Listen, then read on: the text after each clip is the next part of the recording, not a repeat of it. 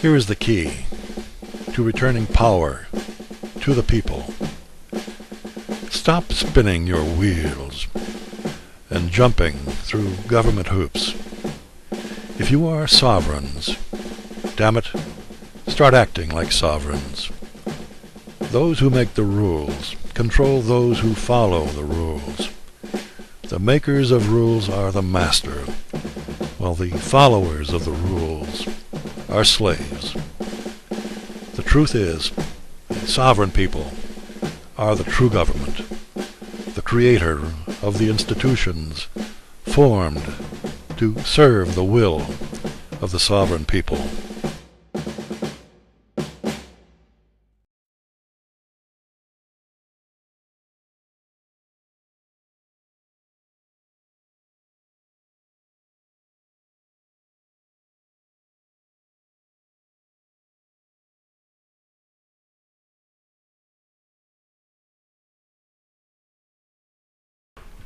In powers vested in me by God and the Holy Bible, I make this affidavit and public declaration.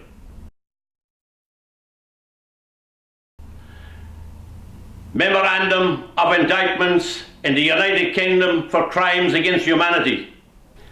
We, the sovereign people, issue the following indictments and charges for crimes against humanity for violating international and constitutional law of the land, Magna Carta 1215, oaths of public office, and every law under God to steal our property and children without due process, which is high treason.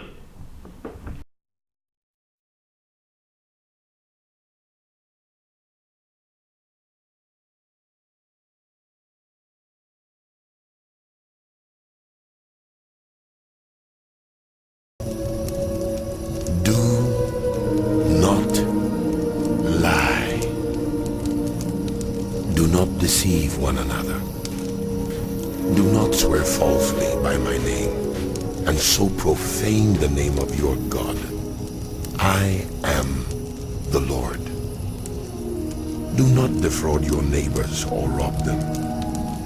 Do not hold back the wages of a hired worker overnight. Do not curse the deaf or put a stumbling block in front of the blind, but fear your God. I am the Lord. Do not pervert justice. Do not show partiality to the poor or favoritism to the great, but judge your neighbor fairly. Do not go about spreading slander among your people. Do not do anything that endangers your neighbor's life. This may look like a plain, unassuming piece of parchment, but is actually one of the most famous documents in the world. Magna Carta, meaning the Great Charter, has inspired people across the centuries, from Thomas Jefferson to Mahatma Gandhi. Although most of the Charter's clauses dealt with medieval rights and customs, Magna Carta has become a powerful symbol of liberty around the world. The most famous clause, which is still part of the law today, for the first time gave all free men the right to justice and a fair trial. No man shall be arrested or imprisoned except by the judgment of their equals and by the law of the land. To no one will we sell. However, this clause was not as liberal as it sounds. The Charter only applied to free men. The vast majority of people in 1215 were unfree peasants who were ruled over by their landowners. And although Magna Carta was intended to create peace between King John and his rebellious barons, England was plunged into civil war after the Pope declared the Charter invalid. When King John died of dysentery in 1216, 9-year-old Henry III took to the throne. To keep the peace, Magna Carta was reissued several times during the 13th century, until it was finally made part of English law. Magna Carta has lived on for 800 years and is echoed in the United States Declaration of Independence and the Universal Declaration of Human Rights. Perhaps Magna Carta's most important legacy is that everyone, including our leaders, must obey the law. What started out as a document of specific complaints from a group of barons has turned into an international symbol of liberty, without which we might not have the rights we value so much today. 800 years ago today, the Magna Carta was signed to represent the right of all free men to due process of the law. But wait, it wasn't today. So why is Chris Grayling celebrating it tonight with his pre-election £1,500 a head legal summit with corruption-ridden BAE people speaking, not to mention a raffle prize to raise Tower Bridge? The event, largely funded by city law firms, was also going to feature a speech from former HSBC boss Lord Green. I wonder why that was cancelled. Maybe something to do with Swiss bank accounts not being in the spirit of the barons who fought for human rights against King John. So while Grayling is drumming up money and increasing access to the Thames, he is reducing judicial review and decreasing access to justice. In March 2014, the government cut legal aid by 8.75%, with a further £370 million of cuts expected this year. Opponents have argued that cuts are creating a two-tier system in which only the rich have access to the law. But that's not all. Cuts have led to miscarriages of justice, lawyers losing their jobs, and in some cases they have been ruled as illegal. In the seventh of Grayling's recent courtroom defeats, a court ruled that cuts to legal aid in deportation cases were unlawful and exceptional funding should be made available to applicants.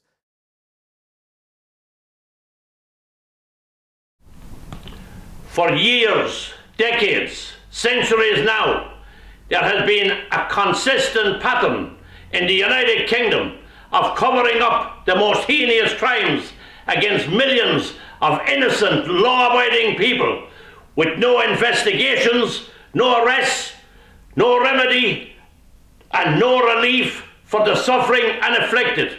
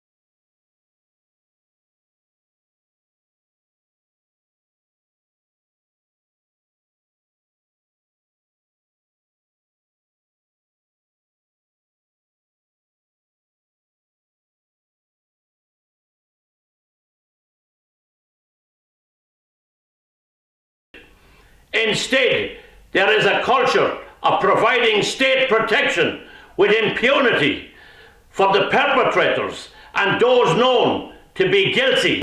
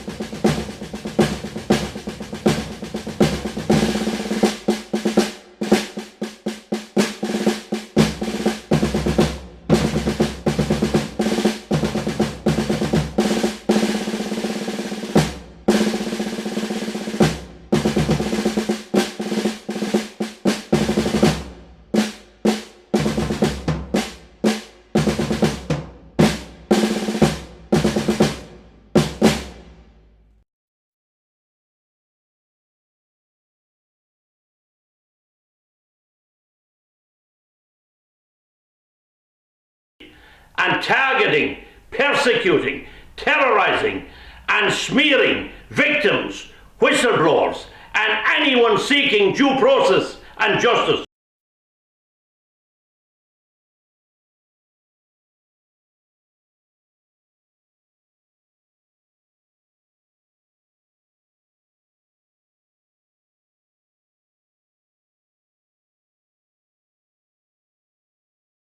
Britain's spy agency GCHQ was illegally gathering data on British citizens, and that's the ruling of a UK court set up to keep intelligence agencies in check. Let's get now more on this from Laura Smith, who is in London for us. Well, Laura, do tell us more about today's ruling. Well, essentially, it means that the deal that GCHQ had with the US, with the NSA, to have access to information obtained by the NSA, didn't have enough oversight, according to this court, over how that information was collected from US agencies. So it's ruled that it was illegal. This complaint was brought to the Investigatory Powers Tribunal, which is the court that oversees the intelligence agencies here in Britain, by human rights groups, Liberty, Privacy International, among others. And it's a landmark ruling. It's the first time that this IPT, since its inception in 2000, has upheld a complaint brought against any of the UK's intelligence agencies. And this order that they've handed down, this court says that this sharing of information between the NSA and GCHQ contravened the European Convention on Human Rights, particularly in the areas in which it refers to the right to a private life and freedom of expression. And it relates, of course, to the mass surveillance programs called PRISM and Upstream, the existence of which we only know about through the documents that were leaked by NSA whistleblower Edward Snowden. And it's the first legal challenge that has been brought in the UK against the UK government's participation in either of those programs. So while it's certainly a step in the right direction, people, they say, continue to be monitored on an industrial scale. All right, Laura, thanks very much for bringing us up to date on this one. Laura Smith reporting from London.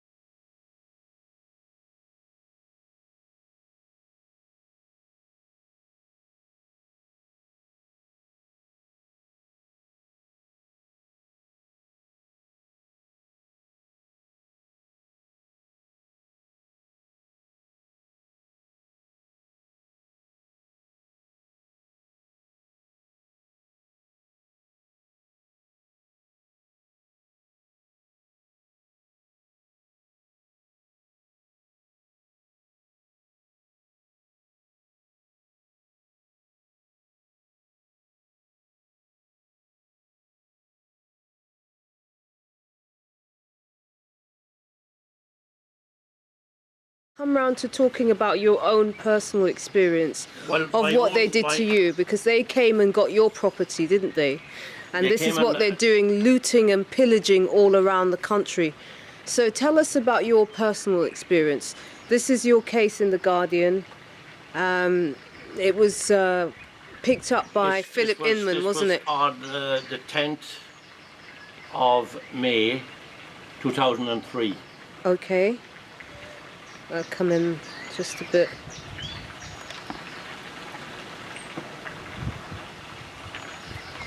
Okay. I'm an immigrant from Ireland, and I came to this country in 1981. Let me just pick up this state. Can you move your fingers slightly, Patrick? Sorry. I want to just get what it says on the front of this article. It says the taxman grabbed this man's £125,000 home for unpaid taxes, yet documents showed he paid his dues, and the revenue's tax estimates were indefensibly high. So why was he chased into bankruptcy? The strange tale of Patrick Cullinane. Now, at the bottom of that, you've got all the judges. I would like to Okay. My 4-bedroom property Yes. was sold at £100,000 down of its value. So someone has pocketed £100,000 of my hard-earned money. Right? That's The no figure joke. here. The figure here was what the property was sold for. Yeah. 127,000. Yes. The property was worth 230,000 at least. Okay. So someone has actually pocketed 100,000 plus all the other money, but they've actually cut out £100,000 of my money. Okay. And now you're one of And the they're proud of this. You're one of the fortunate ones because most people don't get the backing of The Guardian. And what was unique about your case that The Guardian actually saw that it was so compelling that this had to become front page of their newspaper? Well, they could see that the injustice the and money the paperwork that I had, and Yes. that I had paid my tax on PAYE. I had my wage slips, Yes. and I had all the accounts from the Inland Revenue. And of course, a tax problem is everyone.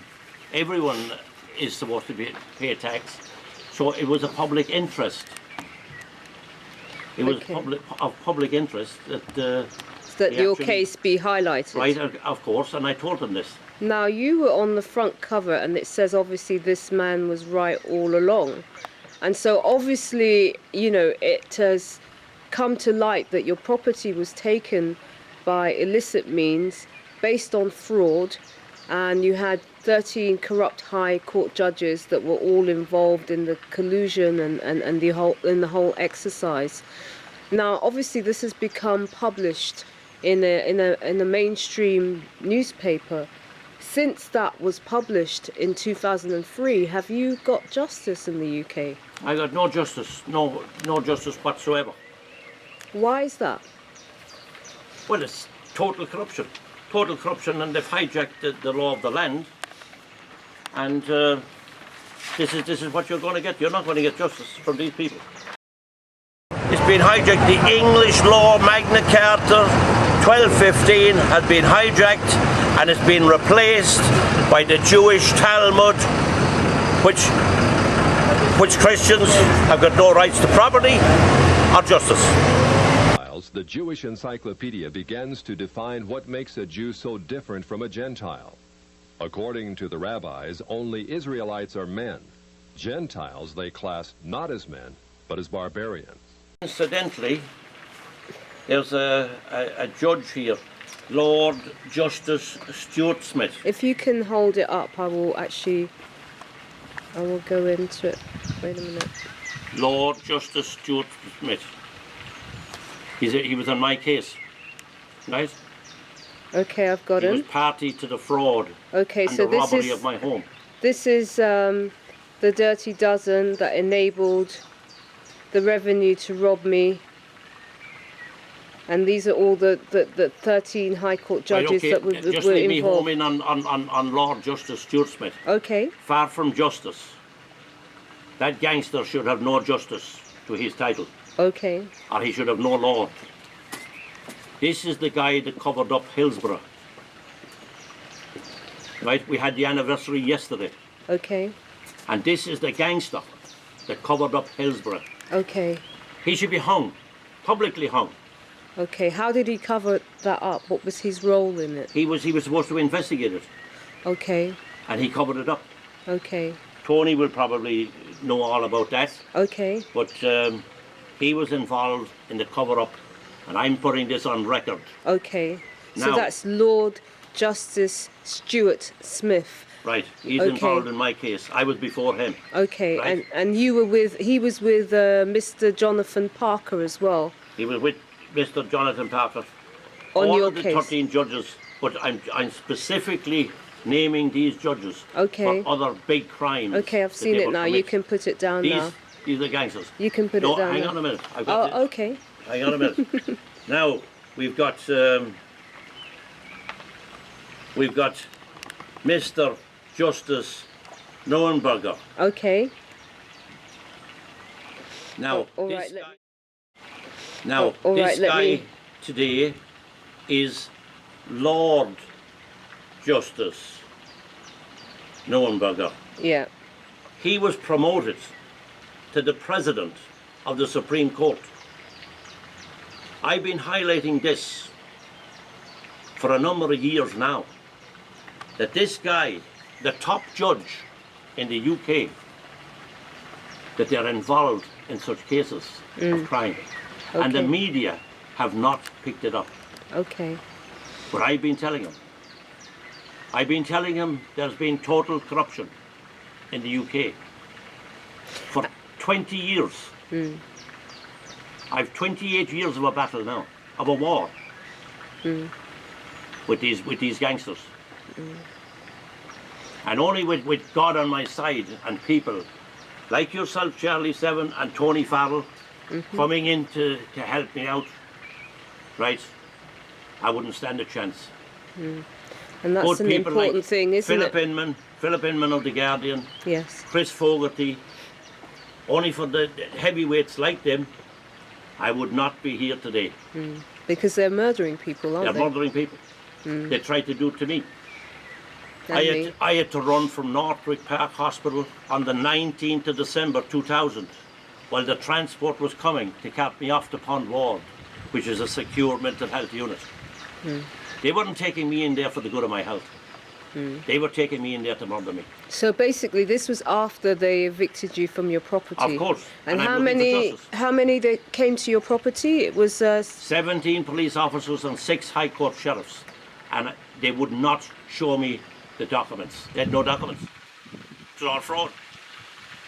so 17 police officers and 17 police officers. 6 High Court sheriffs showed up to remove you from your property and seize it. Evict me from my property that's still my property today. Yes, which you did. I round up in Barnet accident and emergency hospital with my back hurt.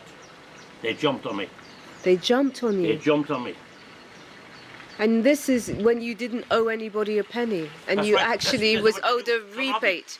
This is what Right. muggers in the streets will do to you. Yes. They're not going to go up to you and say, please, can I have your wallet? So this is legalized mafia, basically, legitimized mafia. It's So organised crime. yeah, all over the Organised crime. country. And Okay, this- just to summarize, we're actually we're going through this paper, which is an article which was the 31st of December 2013, and it states that Downing Street considers new rights for victims of crime.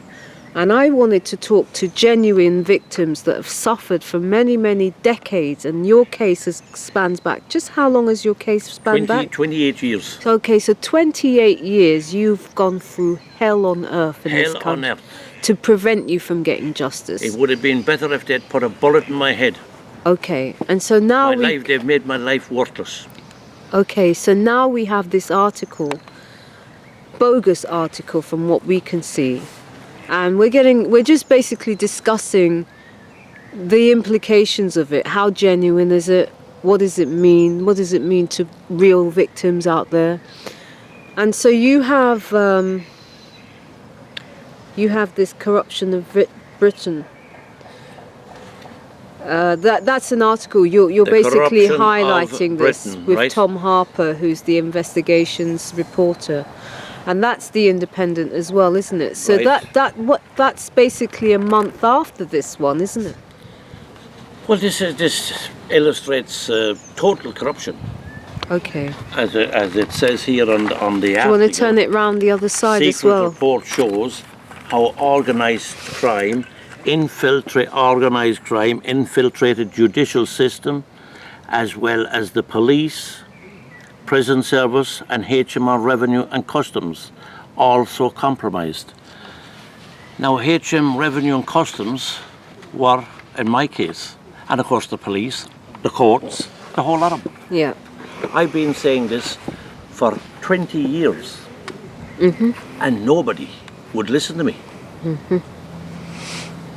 And this is why we have the problem. Turn the article round for me, please, Patrick, so we can see the other side. Thank you. Okay. And it says gangsters able to recruit police officers through secret societies, says investigation for Scotland Yard.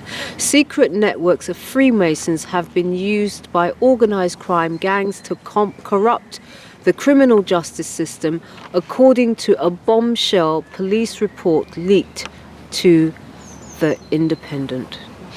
Now, this was a month after this. So do you think that this has an influence to Cameron making the announcement to potentially look at the rights of the victims? Because so far, for me, and in the last 11 years, I've had nobody give a damn about what I feel. If you call 999 or whatever, 101 or whatever numbers they have today, they don't answer your call half the time. They don't come out. If they come out, they treat you as if you're with contempt, as if you're the criminal. They will abuse you. They will abuse you. They will abuse you. They've got so networks. You go and call them again. They've got networks. I don't want to speak now, really, but I'll just say this. They've got networks targeting victims to silence them from talking about the crimes that are being done against them. So, to me, that's an absolute... Magna Carta 1215 has got to be restored in the Absolutely. UK. That is the law of the land, and there is no way of getting around that. That will bring these people, rein them in, and we will be able to bring these gangsters to justice. They should be behind bars, not out robbing people, because they are not upholding the law of the land. Absolutely. Thank you, They're Patrick. involved in organised crime. Thank you. Thank you. A shocking report leaked to the UK media shows that the entire criminal justice system of Britain is infiltrated by organised crime gangs. British paper The Independent says a secret Scotland Yard report found that men suspected of being Britain's most notorious criminals bought off jurors or threatened them to return verdicts. The report also uncovered that dozens of corrupt police officers intimidated witnesses, slept with criminals, and were bribed to destroy evidence. I worked for the British Foreign Office. I became a British ambassador. I was a British diplomat for 20 years. I was always very patriotic to be British. I was very, very proud. I remember when I first became a British ambassador and first went out in my own flag car with the Union Jack flying on the front as the ambassador, you know, I had a lump in my throat. It was a proud moment for me. It was only 6 months after that I discovered that in the country where I was ambassador, we and the Americans were shipping people in order for them to be tortured. And some of them were tortured to death. Now, as you may imagine, my worldview changed. It was at the same time, about a month later, we invaded Iraq against the will of the Security Council. Not just without permission of the Security Council, but in the full knowledge that if it had gone to the Security Council, we would have been voted down. And I, as a British diplomat, saw all the internal memos that went through that decision. I know for certain, I used to be head of the FCO unit that monitored Iraqi weapons of mass destruction. And I know for certain, I can tell you, that they knew there weren't any. It wasn't a mistake, it was a lie. I think it is impossible to be proud of the United Kingdom. I think when we invaded Iraq, we did to the United Nations what Hitler and Mussolini did to the League of Nations.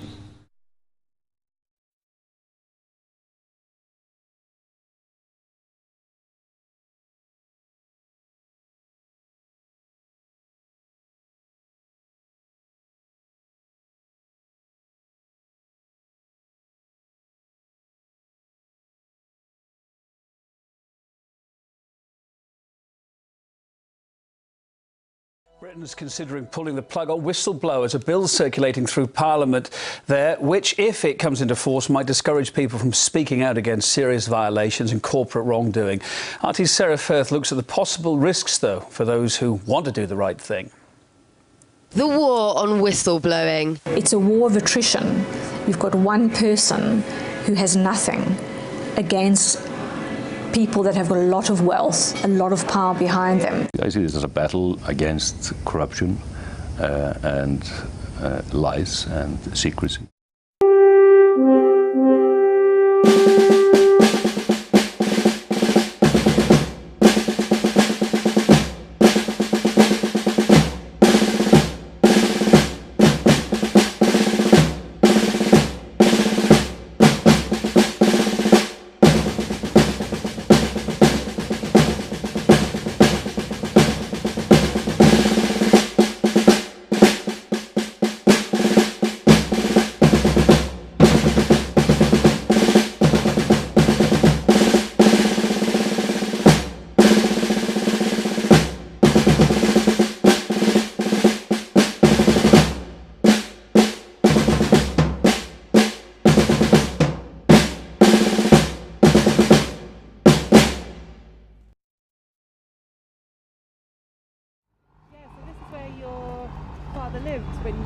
weren't even born yet. Right? Yeah, just in here. All her life, the mystery of her father's murder has loomed over Kiddist Forsyth. In 1993, Bulik Forsyth was a manager in the housing department of London's Lambeth Council. 3 months before she was born, he was bludgeoned to death and his flat set on fire. Now Sky News has seen evidence that he could have been about to expose an alleged paedophile ring operating within council premises. There are some factors that point to him knowing something that was going on at work, and he was getting ready to blow the whistle. At the time, this Crime Watch reconstruction appealed for information. Now this murder is one of the events Metropolitan Police officers looking into Westminster-linked abuse are re-investigating. This internal council report obtained by Sky News could be key. It details allegations of violent rapes conducted on council premises and the sexual abuse of children. It's here, at what is still the headquarters for Lambeth Housing Department, that a paedophile ring operating within the council is alleged to have carried out sexual assaults. They used the basement, the report says, where they could rape victims without fear of being interrupted. And the report cites new witness evidence suggesting Bulik Forsyth may indeed have been killed as part of a cover-up. He tried to get away from the housing department, telling colleagues he had information which put him at risk. Honestly, it's worse. I can't believe some of the stuff that's in here. I can't believe actually happened and has just gone under the radar and hasn't been investigated and looked into. Like, I was very shocked to read this. This is the first time Kiddist has seen written in black and white what she's always suspected. It says there that he was willing to spill the beans and he was scared that if he moved to another department that people in power could still get to him. So it seems that he was very fearful about something going on at work.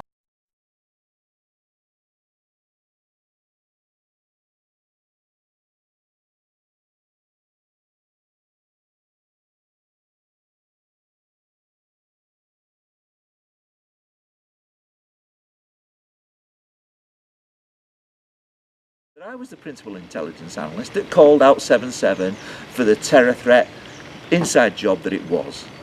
And that at the moment, no politician has got the moral courage and no chief constable as yet has come out and declared it for what it is. So there's moral cowardice running right throughout the system. And it's, at that level, we need the people to come through with courage, the moral courage to speak the truth. And the armour that you've got against these people that you can't be defeated on is speak the truth. Absolutely. Because they're living a lie. Absolutely. And the only thing that they fear is exposure of that deceit.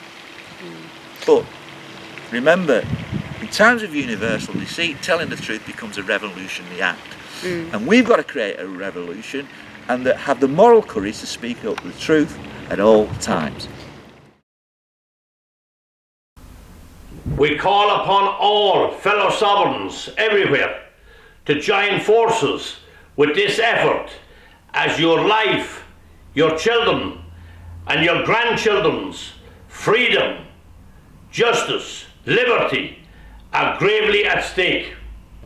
Never before in all of history has your support been needed more than it is needed now.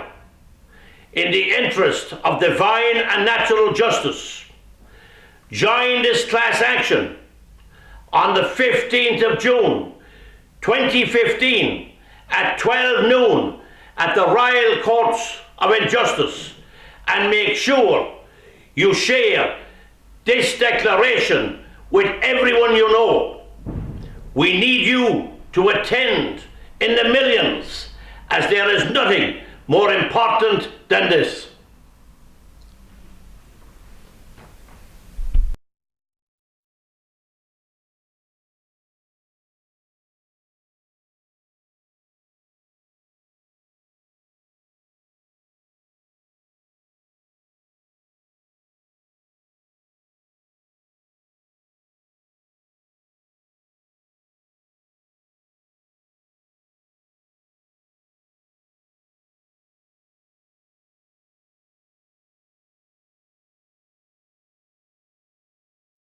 It's usually brushed aside as conspiracy theory, and there are some outlandish allegations out there, but every now and then you get something more solid about how the Freemasons operate in Britain. The information in question relates to a 2002 secret Metropolitan Police report called Operation Tiberius that's been leaked to the press.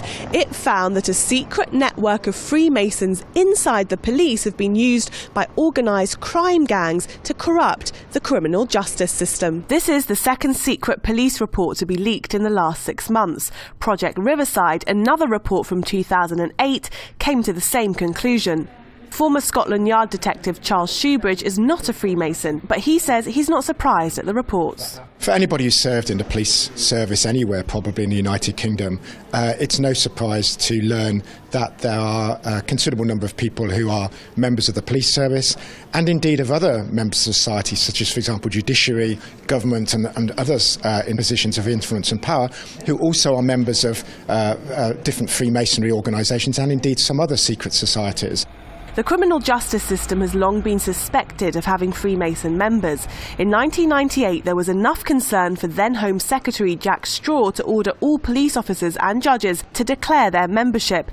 10 of Britain's 43 police forces refused to take part, and the policy was dropped under threat of legal action. The fact that their affiliation is kept secret, there's no list published, for example, by the police that identifies people who are also members of other organisations, means that any attempts by the police, if you like, to be accountable, to be open and transparent about their loyalties, about what their members are actually doing and what their interests might be, is actually undermined. 43-year-old Frank Ogboru was a married businessman from Lagos. He'd come to the UK for a wedding and was staying at a friend's place in London. What was to follow one night in September 2006 only reached the attentions of an inquest last month. For Mr. Ogboru died because of what happened on this street in Woolwich at the hands of several police officers, and all filmed on CCTV. The fatal sequence of events began after police were called to deal with a minor argument between Mr. Ogboru and another resident. CCTV shows that for 11 minutes the conversation was amicable. He was asked not to return to the flat and was then arrested for fear of a breach of the peace. There was a struggle. CS gas was used, but to little effect. The Nigerian car dealer was then pinned to the ground, his head on the curb. 2 more officers arrived. Onlookers heard cries. One filmed the struggle on his mobile phone. Leave it up! Leave it up! Oh! Oh!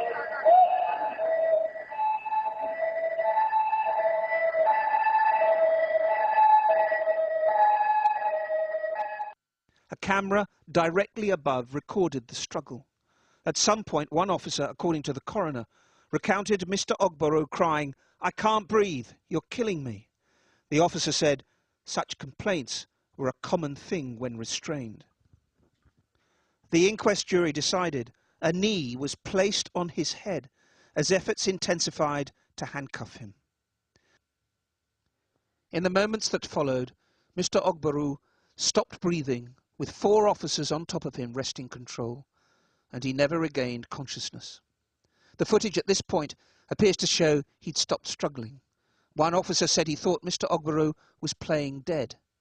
The inquest was told that none of them noticed anything was wrong until the heavily built man was turned over as part of normal procedure. But the inquest could not determine at what point the tourist died.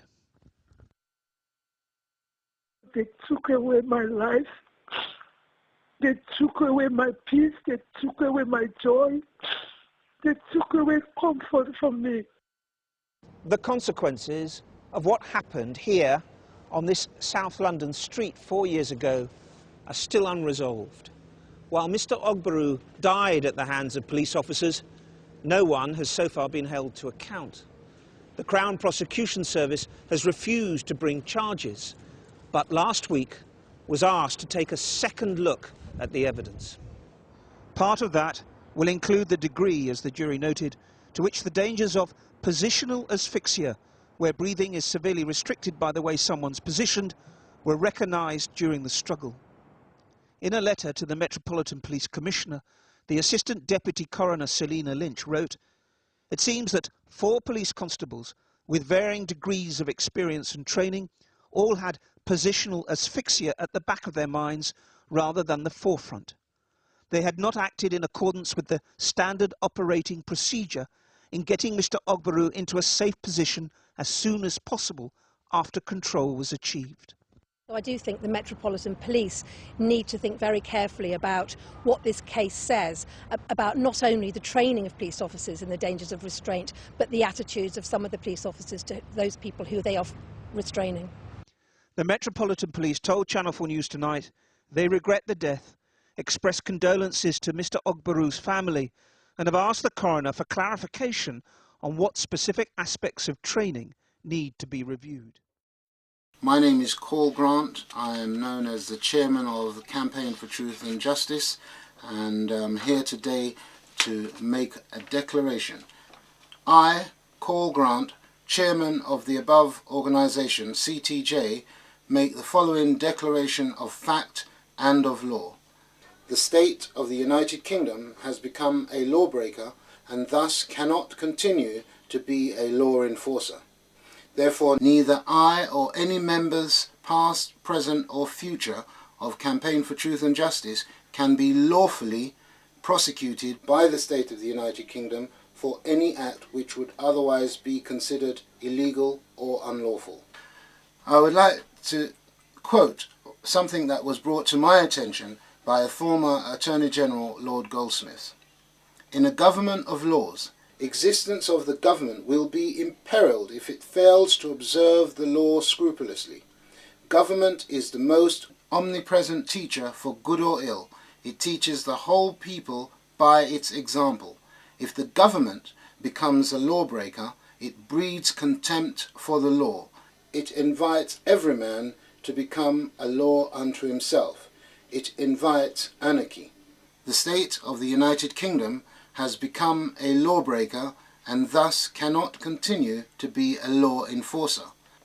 Until or unless the issues of judicial lawbreaking, which involves unlawful convictions, false imprisonment, denial of access to court, which is a grave perversion of justice, are fully addressed, any action of law enforcement taken against us will be wholly unlawful. We demand our right to protection of the law, or else we demand our right to protect ourselves. The judiciary of England and Wales is guilty of an ongoing grave perversion of justice and is aided by the silence of the media, Downing Street, several members of Parliament and other government agencies. This document is dated the 14th of September 2009, the date that I was released from 6 years and 1 month of unlawful imprisonment, having been wrongfully convicted and denied all access to court by way of appeal or habeas corpus. What spurred me on to begin the fight, to continue the fight in the first place, is from my very first experience back in 1999, when I spent 2 months locked up in prison after a judge, a senior High Court judge, presided over a matter which was being prosecuted by his brother or his brother's law firm, and he then ordered that I should go to prison. Despite me not being there and not having any legal representation, I was picked up from the street by Scotland Yard and brought straight to Pentonville Prison, where I remained for 2 months without ever passing through court. After 2 months, the prison authorities realised I shouldn't have been there, and they brought me to court, and another judge released me saying, "Mr. Grant, the background of your case is extremely tragic, go home to your family." Now, when I walked out of court that day, 28th of May 1999, I wondered how many before me had been subjected to the same thing and probably even longer in prison, and I decided that day that I would fight this and take it wherever it took me. We have been subjected to years of state abuse, years of the judiciary deliberately violating the rule of law, violating human rights, being thrown in prison without any due process. And because of our study of the law and understanding of it, we know that a lawbreaker cannot be a law enforcer. When I was behind closed doors, there was very little I could do to try to bring this to public attention. But now that I am out here, I'm able to try to do whatever I possibly can to try to bring to the world attention that the state of the United Kingdom has engaged in deliberate law-breaking. Because we have the understanding that no lawbreaker can be a law enforcer, it puts us in a position to declare ourselves, if you like, to put it in plain English, untouchable. Article 7 of the Human Rights Act guarantees no punishment without law. So in another way of interpreting that is where the law has failed to protect you against abuse, you're entitled to protect yourself. The same law that has failed to protect you cannot then seek to punish you for protecting yourself. Although we have documentation from the BBC, from the Times newspaper, from the Daily Mirror, from the Independent, all of these people who are aware of it have remained silent about everything that has gone on, and they've remained silent because of the implications for the entire criminal and civil justice system in this country. Most of the help that we've had in terms of media so far has come from our community radio station.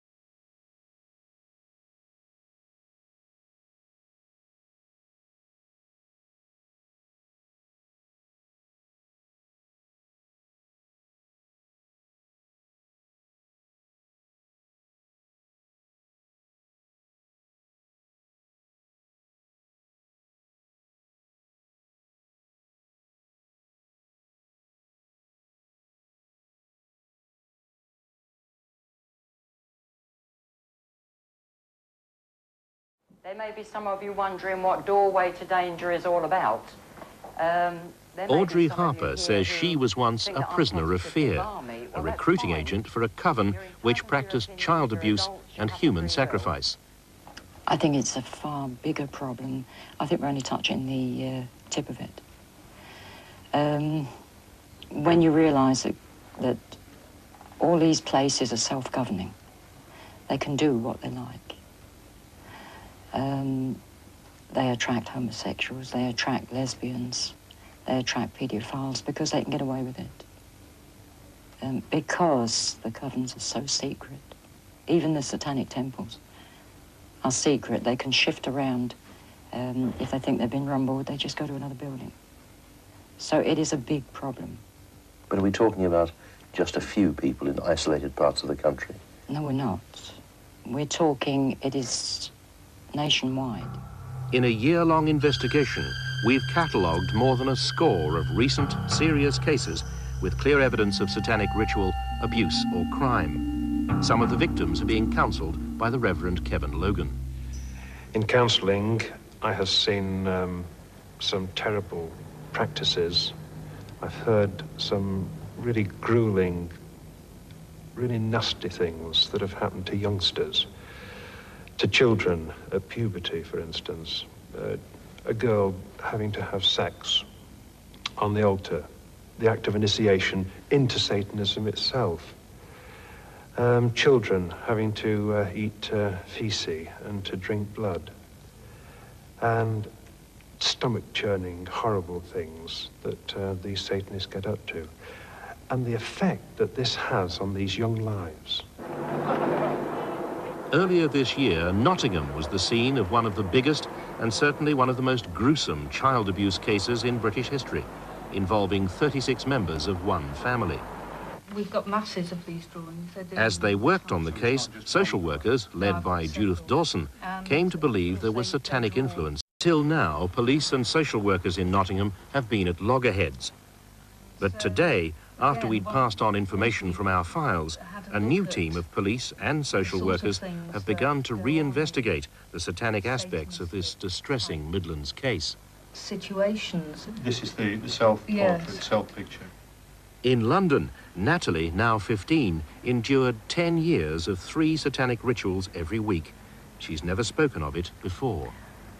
The star in the circle, what was on the floor, us kids used to stand in. And the lady who used to sort of like be in charge was at the front on the altar. And the other people used to come in black robes with hoods and used to come in, you know, chanting. And they went round the circle. And then an animal would be killed. Natalie's mother knew nothing of her daughter's ordeal. Natalie was living with her grandmother at the time, and she was one of the abusers. 2 years ago, Natalie broke free from the coven to be reunited with her horrified and now guilt-stricken mother. She was made pregnant, and the child was allowed to grow to a certain age, and then they aborted her baby, and on a sacrificial table they sacrificed the live-born child, not fully developed, what people call a fetus, but as a mother I call him a child from day one. Those appalling allegations of ritual murder are now being investigated by the police. Charges of child sex abuse against those involved have been suspended, pending a full investigation into the child's satanic revelations. They used to talk about Lucifer. They used to appear and be there. And they used to say it was for him. And I thought he was a normal person, you know, just another person, you know, who was there. But now I know, well, that he was a spirit or something. It was an evil spirit. Yeah. Well, they were all evil, weren't they? And you'll see that the Hampstead children, well, the Talmud says that it's okay to have sex with babies. There's no sin attached if they go in. There's no sin attached to babies under 3 years and 1 day. That's on the Talmud. That's not me making this up. No. In one of dozens of endorsements of child sex, Simeon ben Yohai said, "A proselyte under the age of 3 years and a day is permitted to marry a priest." Agreeing with ben Yohai, the great Rabbah said, "When a grown-up man has intercourse with a little girl, it is nothing, for when the girl is less than this, 3 years and a day, it is as if one put the finger into the eye." The footnote to this passage says, "As tears come to the eye again and again, so does virginity come back to the little girl under 3 years." The same section confirms that sexual activity with small boys is in the same category. The intercourse of a small boy is not regarded as a sexual act. And I mean to say, if you don't look after the young and you don't look after the old, what kind of a society have you got?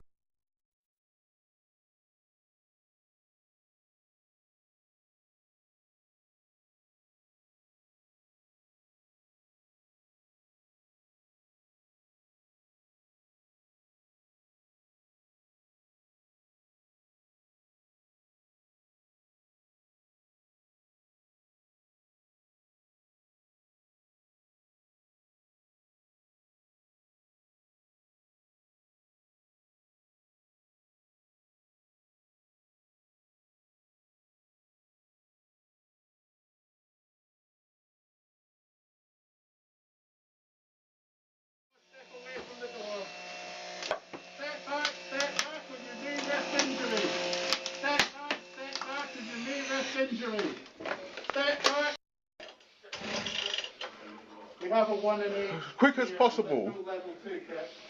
SE5 8HX.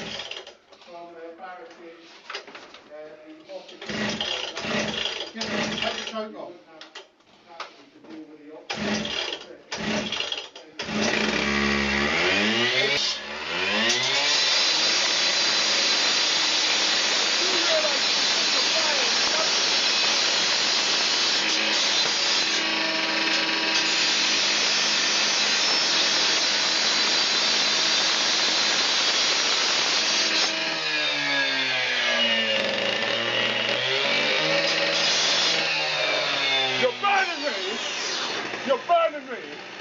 I've seen no warrant.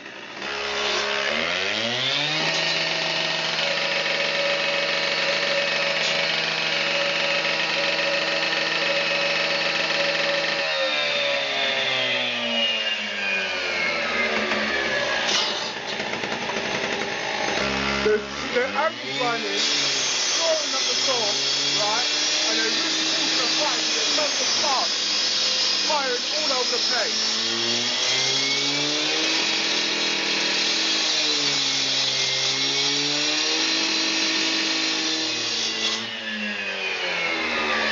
Huh?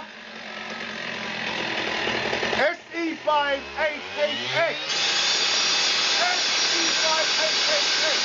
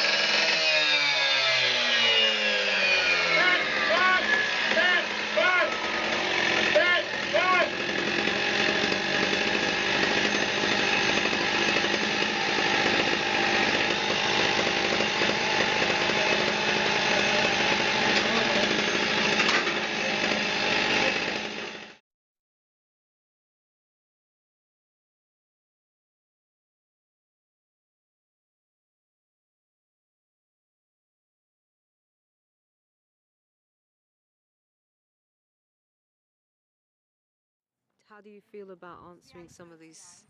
Just, you know, it's not so much questions, it's just to really get your feeling about what it says here. And again, it says new rights for victims of crime considered by the Prime Minister.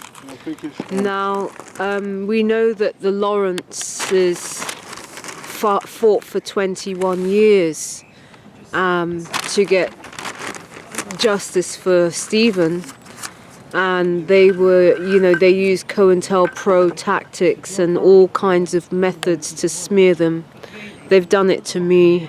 It will be 11 years for me of not one police crime file being investigated or ever picked up, or, you know, in any shape or form.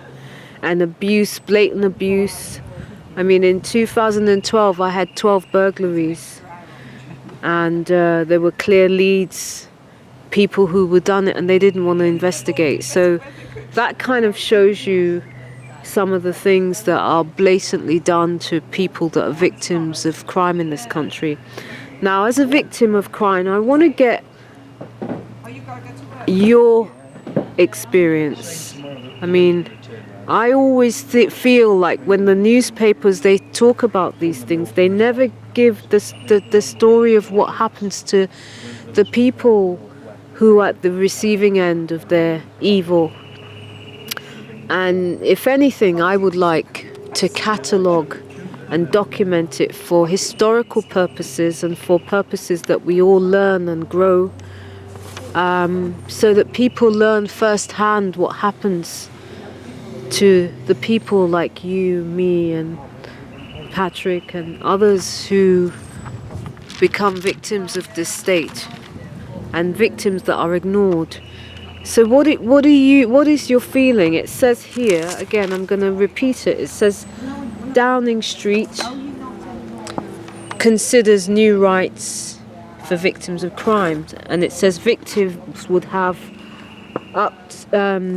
offered support within 24 hours of reporting a crime.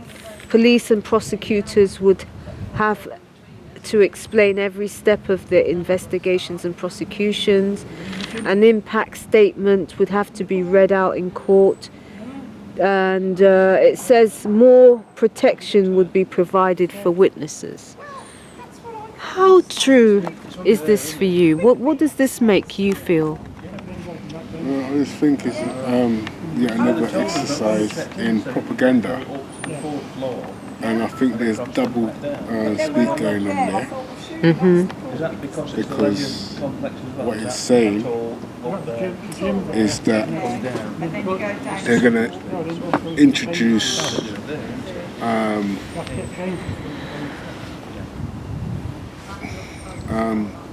some kind of PR campaign in terms of trying to reassure people that they're taking crime seriously, right? And but when they're talking about crime, they're talking about the little crime, the crime that's basically not organised, right? And doesn't involve them. That's the crime that they're gonna, start taking more. They're saying they're going to be taking more seriously, but the crimes that involve corporations, the big corporations, the banks, the government, corruption within the judiciary, corruption within the police force, corruption within the government, right? What they're saying is that there's going to be more of that. So that's what the doublespeak is. That's interesting. That's the doublespeak. That's the message that they're sending out to the people who are in that small group of people who comprise the government, and the people who basically are yielding power on a day-to-day basis. That they're free. They've got free reign. They've got immunity to do as they please, and we're going to ignore all your crimes against the people, right, in general, and we're going to distract the people by putting them in fear of crime at the street level.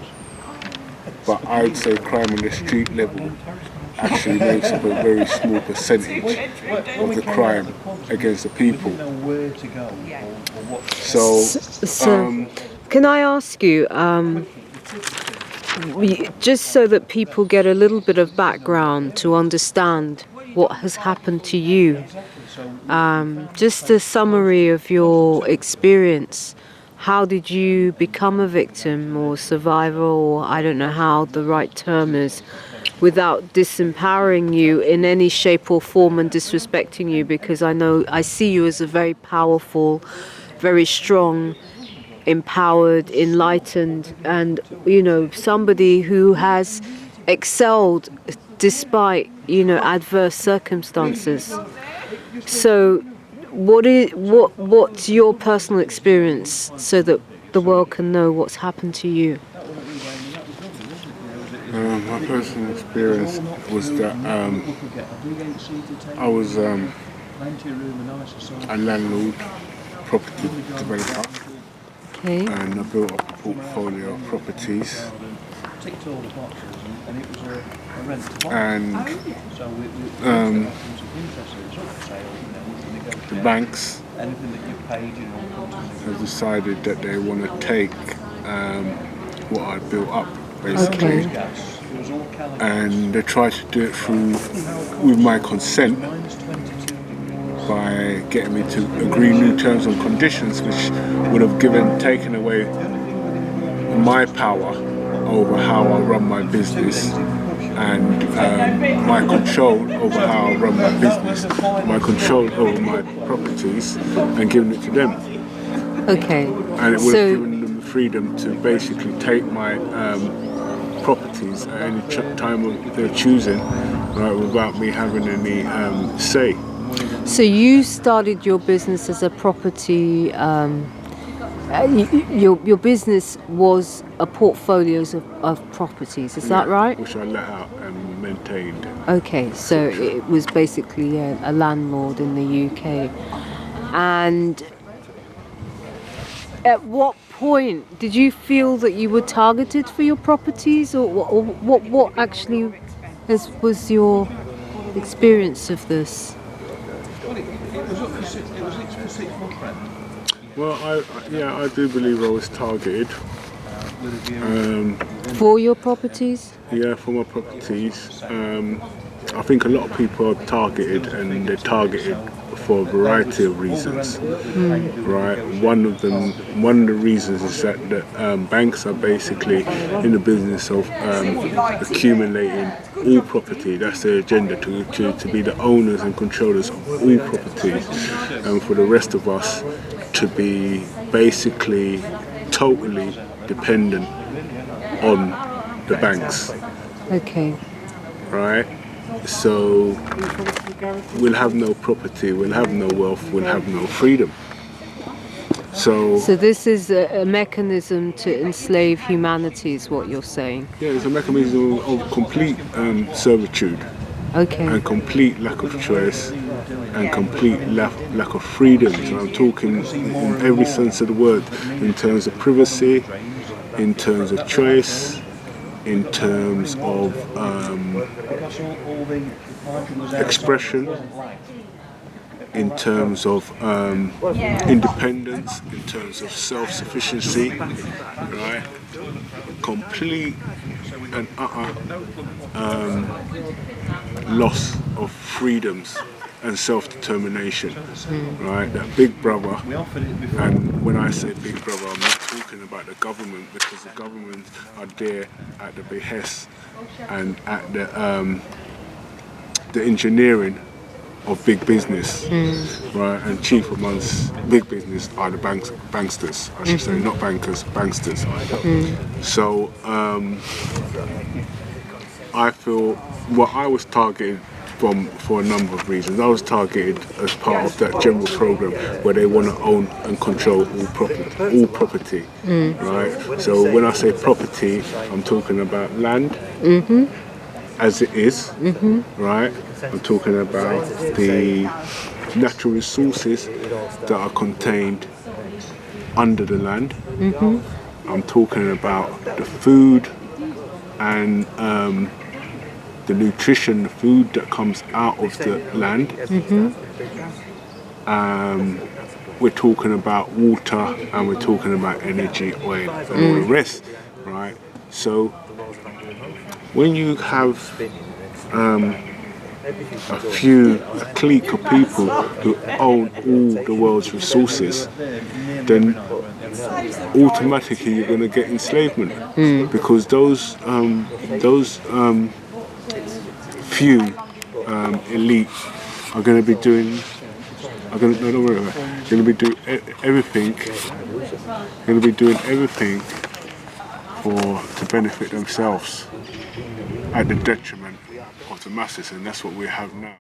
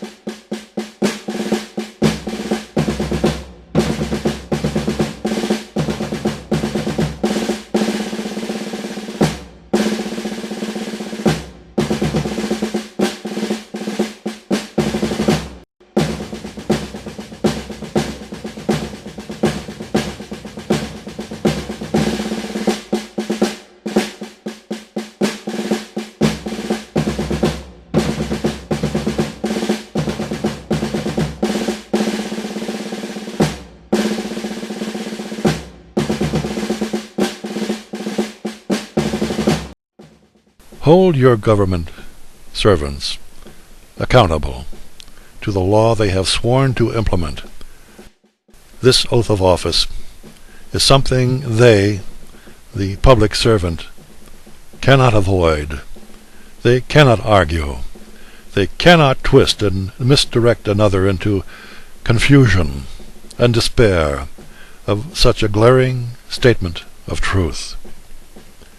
It bypasses all of the hoop-jumping and blindfolded meanderings and confusion imposed upon anyone whom, through conditioning and intimidation, they demand to walk and navigate the countless satanic bureaucratic mazes in which blind believers find themselves following via the meandering, misdirecting rules set forth by their public servants. Life is simple. Life is direct. They work for us. We do not work for them. That is, unless you have chosen to sell your souls for a mess of worldly pottage. That is, satanic promises of security.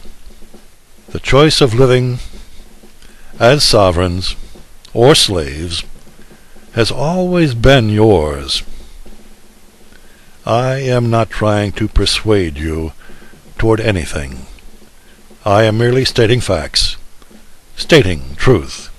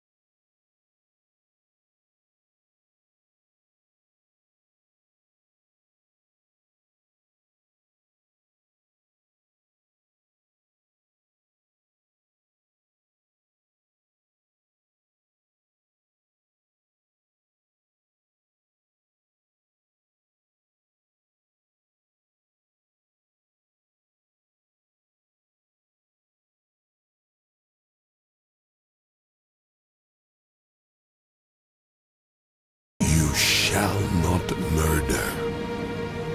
You shall not commit adultery. You shall not steal. You shall not give false testimony against your neighbor. You shall not covet your neighbor's house. You shall not covet your neighbor's wife. Hello, it's Philip Taylor speaking from Richmond Green Chambers in London. Worried about threats to your liberty? Invoke Magna Carta. So many people do, although ironically, in this year of 2015, so few people have actually read it. This is not terribly surprising, because despite its historic significance and the amount of learned commentary about it, the translation, the full translation that is, has not really been readily available, at least not at every newsagent's in town. So in this 800th anniversary year, the public consciousness, we think, has been raised in anticipation of the planned celebrations, and the situation is more than likely to change, we hope. You can now read Magna Carta in its magnificent entirety in the aptly named Magna Carta Uncovered, a new book from Hart Publishing, co-authored by the former Lord Chief Justice Igor Judge, Lord Judge, and Anthony Arditch, Queen's Counsel. It's an important book. It is the book of the moment. It is a plain-speaking 21st century appraisal of a 13th century legal document which, even in the absence of specific statements on human rights as such, has set the standard for rights and liberties the world over, even though it has been challenged, threatened, belittled and ignored in every century since, including our own. But read the translation and you cannot help noticing that despite the dismissive remarks of some commentators today, at least half the clauses in the Charter can be construed as being still relevant. Clause 40 is the best known. Quote, "To no one will we sell, to no one will we deny or delay right or justice." That, in the view of any reasonable reader, does include everybody, not just a band of privileged and rebellious barons, as a number of pundits have claimed. From 1331 to 1351, statutes extended the right against arbitrary action by the Crown to, quote, "all men of whatever condition whatsoever." Lamentably, history reveals how often these provisions have been criminally ignored, and yet the spirit of Magna Carta, the Great Charter, lives on. Interestingly, a number of clauses limit the power of bailiffs, which should resonate with quite a few people today, and an insistence that people with such powers should at least be qualified for their jobs. Quote, "We will not make," that's a point, "justices, constables, sheriffs or bailiffs who do not know the law of the land and mean to observe it well." Thunders Clause 45.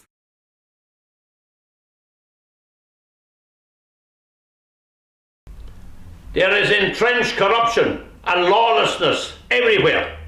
We, the sovereign people of the United Kingdom, do solemnly, publicly decree and declare on the day of our Lord, the 15th of June, 2015, the 800th anniversary of Magna Carta, the Great Charter of the United Kingdom, to take back our courts and reinstate the rule of law, liberty, legacy, and natural justice for all.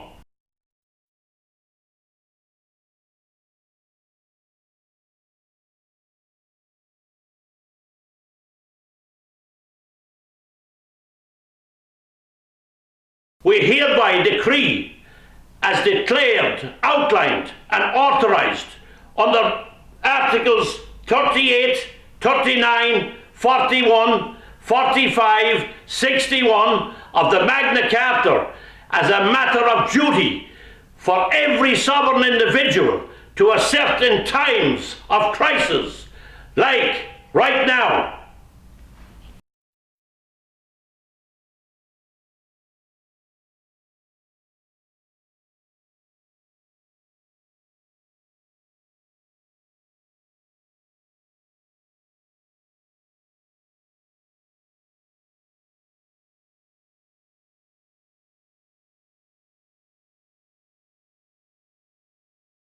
Indictments and charges to be served on institutions and public servants as follows: the Crown, the Attorney General, the Chancellor, the Chief Justice, members of the Judiciary, members of Parliament, the Independent Police Complaints Commission, IPCC, the Association of Chief Police Officers of England and Wales, the Bar Council, the Law Society, all those abusing public office while being paid to carry out a public duty and instead have covered up the following.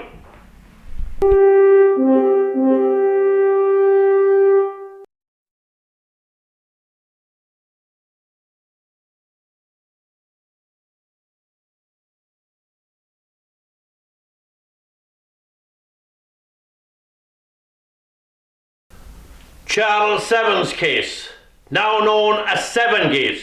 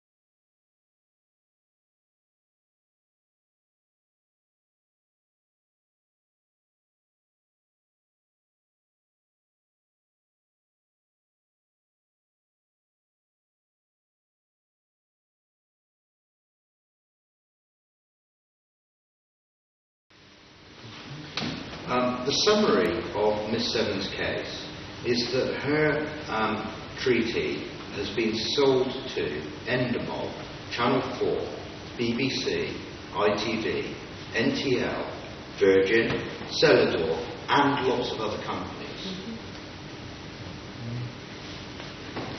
The programmes which are said to be infringements of copyright or be based upon the confidential material contained in Miss Seven's treaty are at least the games, Strictly Come Dancing, Strictly Dance Fever, Dancing on Ice, You Are What You Eat, 10 Years Younger, Fit Farm, Fit Street, Britain on the Move, Fat Nation, Fat Chances, Make Me Beautiful, The War, In Her Shoes, Diet Doctors, and Cosmetic Surgery Live.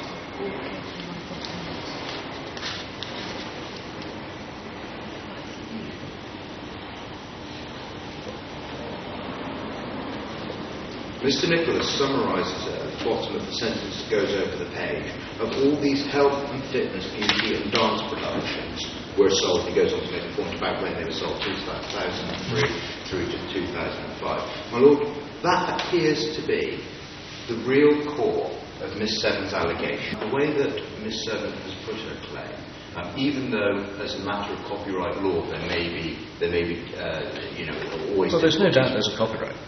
There is simply no doubt that there is a copyright. Each of the documents produced by Miss Seven is entitled to a copyright. I don't disagree with that. And the only question, so far as were it a copyright case primarily, the question would be one of infringement.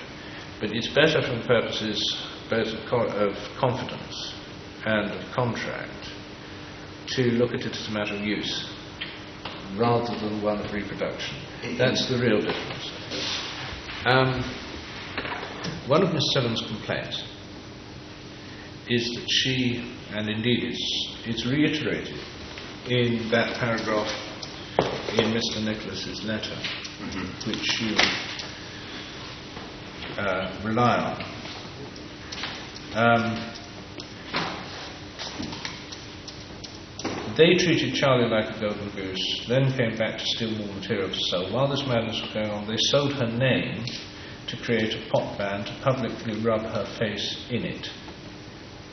And these greedy evil vultures hacked her computers. Do you have anything you wish to say about that? I thought what you were going to say, actually, was that Miss Seven's all work which she's done is on the very high end of the degree of competence so far as the preparation of written documents are concerned that I have ever seen from a litigant in person. I think that's probably right. I mean, these are far and away the best prepared documents which I think I have ever seen from a litigant in person.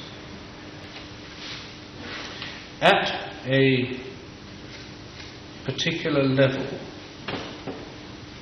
of truth, I cannot doubt what Miss Seven says. I cannot doubt that she spent, on the material available to me, that she spent 3 months, in her house for the reasons stated in the letter. I don't really want to go into it any further than that. Mr. Nicholson, you can try if you like, but there won't be an awful lot of patience. So I think, to be quite frank with you, I mean, the answer whether the failure was intentional must be resolved in favour of Miss Seven. This case is about I'd have thought a year away from trial. Pardon me? This case is about a year away from trial. Would be my immediate reaction. If you allow this case now to proceed, it will result in, particularly if we're heading more towards trial and summary judgment from matters that your Lordship has already said, it will result in hundreds of thousands of pounds of irrecoverable expense. It will result in a very long trial, if these 3 days are anything to be indicative of. It will result in a large number of very respectable witnesses being brought to give live evidence, who will be cross-examined by Miss Seven. And we have seen, in extent, what Miss Seven thinks of these witnesses as individuals, and the allegations which she has prepared to bring. You must understand I mean, this is all very well, but if the action has a foundation which should not be struck out, all that becomes irrelevant, because it is an action with certain unhappy consequences for the participants. But there it is. It is not strikable. The fact that you have got a whole lot of people who don't want to lose is irrelevant. It's pointless balancing the interest of justice. Yes, of course. But what I'm interested in the cases where it does have a prospect of success. If this case is tried, it's a triable action. And to say, but I'm going to kill it stone dead because it's not all that triable and you've been very badly in breach on this occasion, the result of it is to dismiss without consideration of the merits of a large and important action. That is a wrong exercise of discretion. Has Mr. Hannah ever had any solicitors? He's never been involved, neither has Mr. Vaughan. They've not taken part in these proceedings whatsoever. I'm afraid what you will do is you will find out what his address is and use that as his address for service in future. In terms of, the fact that he's not participated, You can apply for judgment in default against him.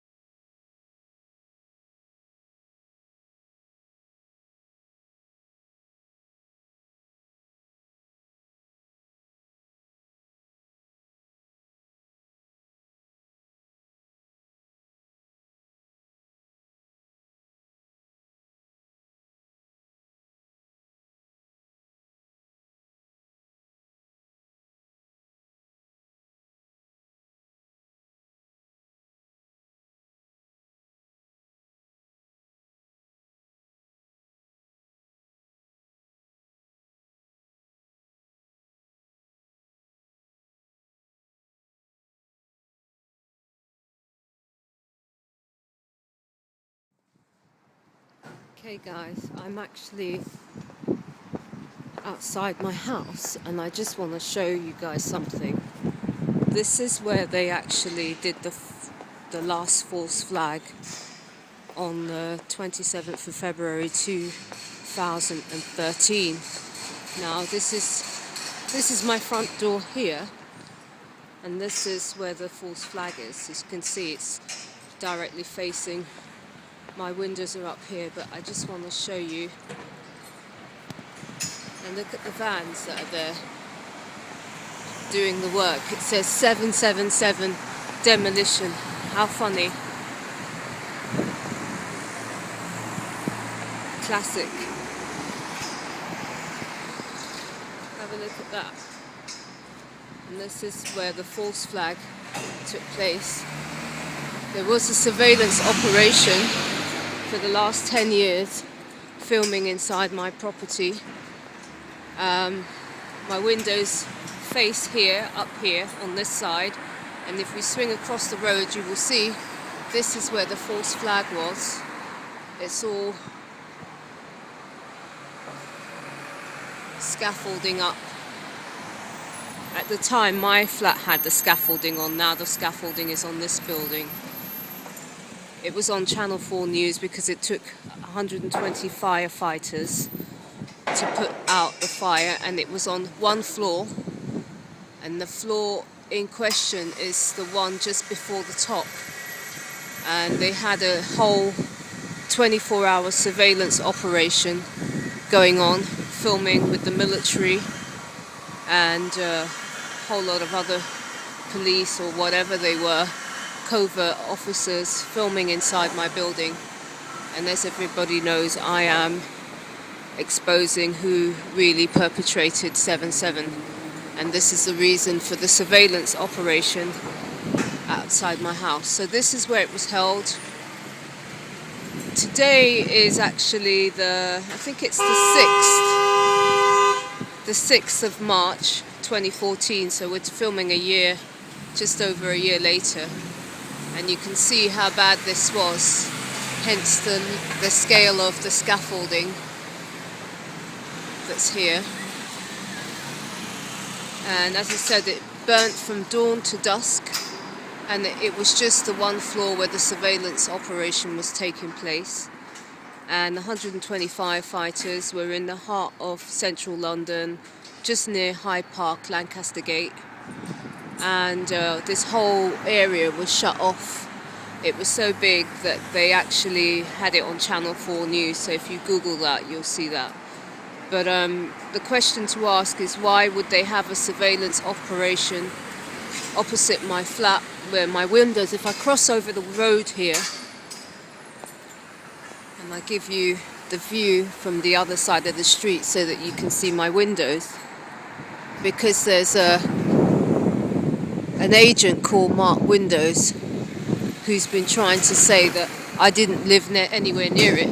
So I just want to show you the view from across the street. This is inside, this is the front door. And this was a fully operative hotel, supposedly, where they held this surveillance operation. We swing across the road, you'll see my windows, which is just up here. So these are my windows up here, facing the building. And it's the floor that directly faces my windows.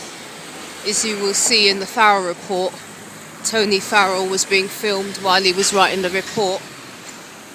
That's where they were surveillancing through, and they used to make the cameras visible. So I'm just showing you, and then this is how close it is. So my windows are just here, and my entrance to my front door, I'm going to take you to it right now, which is just basically across the street. There's a guy outside here. This is my front door, so that's how close it is. Okay.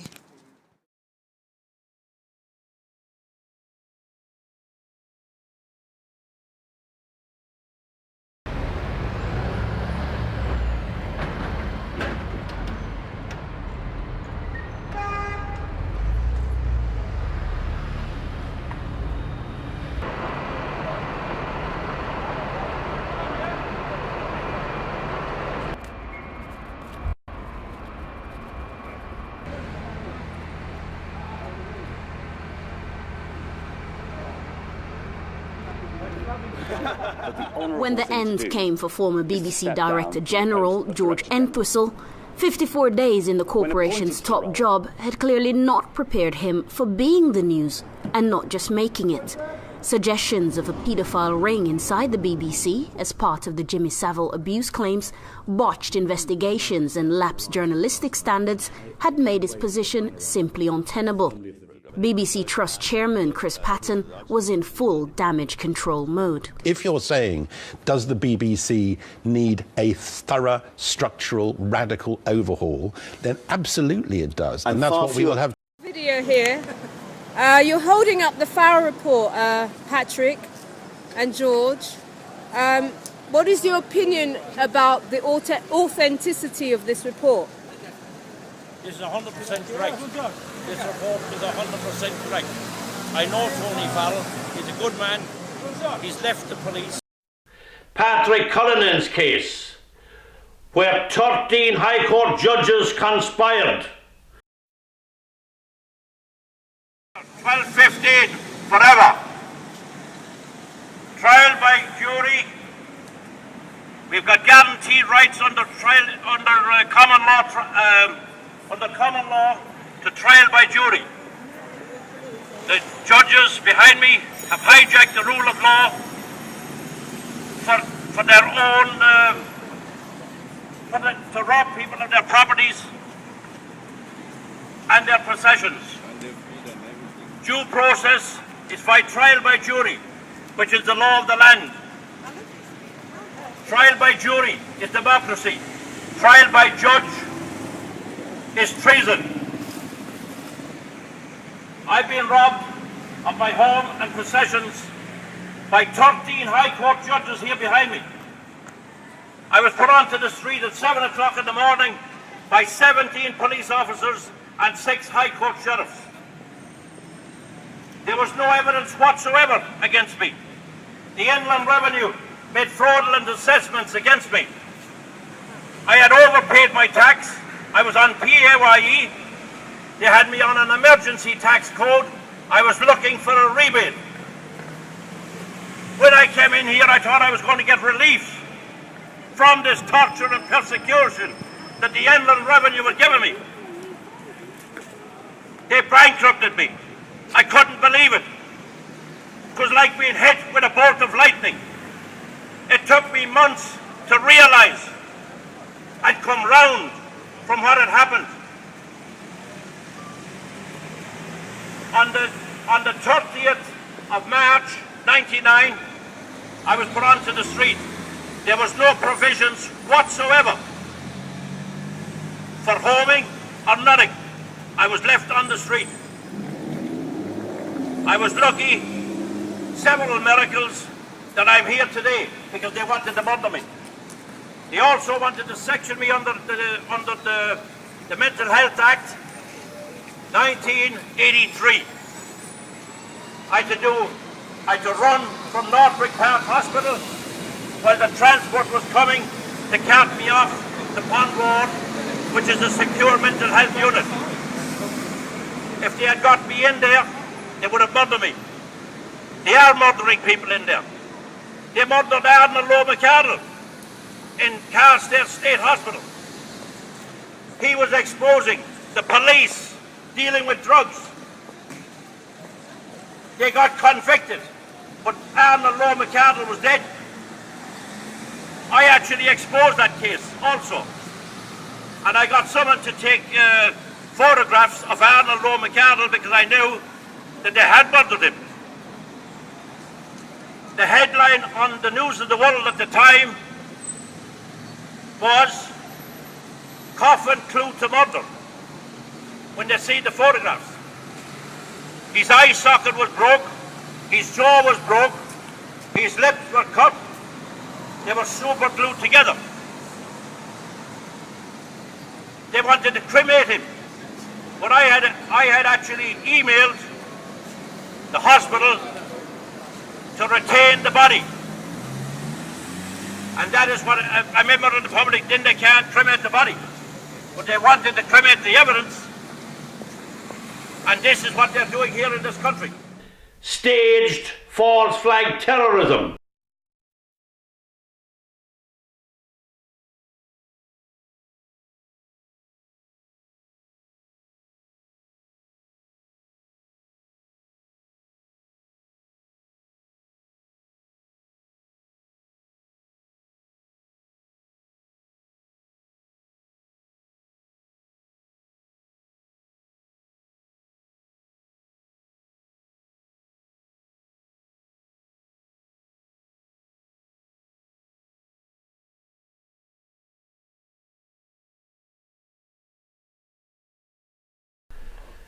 Satanic ritual abuse, paedophilia, unlawful wars, targeting of whistleblowers and individuals, state-sanctioned organised crime, state-sanctioned property theft,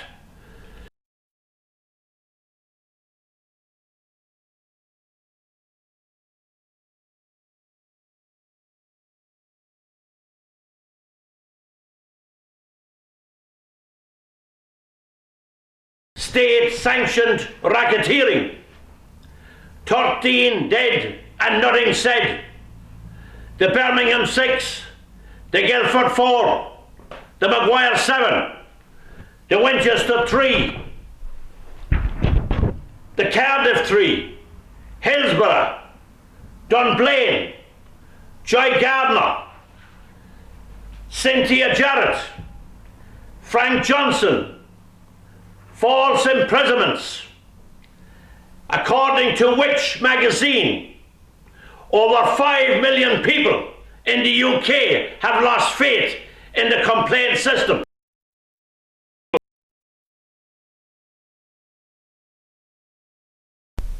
NHS, systematic killing of healthy people.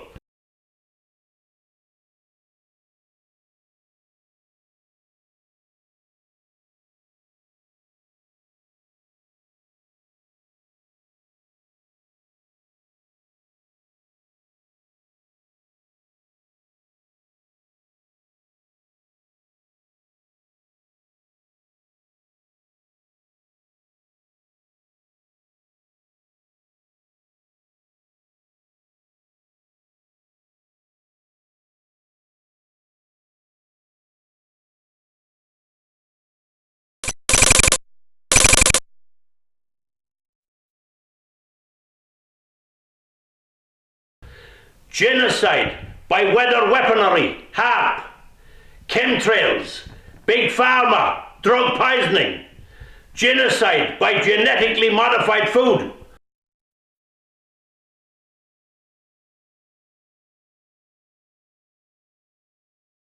Agenda 21, New World Order, common law has been exchanged for Talmudic law.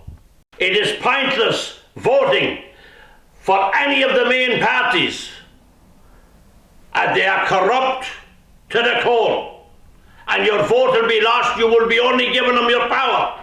Do not give them your power.